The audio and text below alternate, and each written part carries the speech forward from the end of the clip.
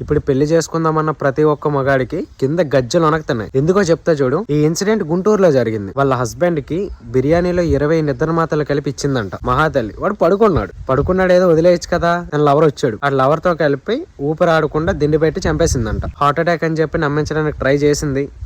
కాకపోతే చెవుల నుంచి బ్లడ్ వచ్చిందంట. సో చెక్ చేయడం వల్ల లేదు, ఇదంతా న్యూస్ బయటకు వచ్చింది. అండ్ ఇందులో హైలైట్ థింగ్ ఏంటో తెలుసా, మొగుడు చచ్చిపోయాక ఆ లవర్ తో కలిసి నైట్ పోర్న్ వీడియోస్ చూసిందంట. అంటే ఎంతకి దిగజారారో నాకు అర్థం కావట్లేదు అసలు. అయినా ఇన్ని జరుగుతుంటే ఇంకా పెళ్లిళ్ళు ఎవరు చేసుకుంటాడు మాయ్య? మరి దారుణంగా ఉన్నారు అసలు వీళ్ళు. మీ ఫ్రెండ్స్ లో ఎవడైనా మ్యారేజ్ చేసుకుందాం అనుకుంటున్నాడా? వాడికి ఈ వీడియోని ట్యాగ్ చేయి. వాడికి ఇంకా పెళ్లి మీద ఆశ ఉందో లేదో చూద్దాం. అని నేను మీకు ఒక విషయం చెప్తా. మీకు నిజంగానే మొగుడు ఇష్టం లేదు అనుకోండి, వదిలేసి దెంగేయండి. ఇంట్లో నుంచి నువ్వు నీ బాయ్ ఫ్రెండ్ పారిపోండి.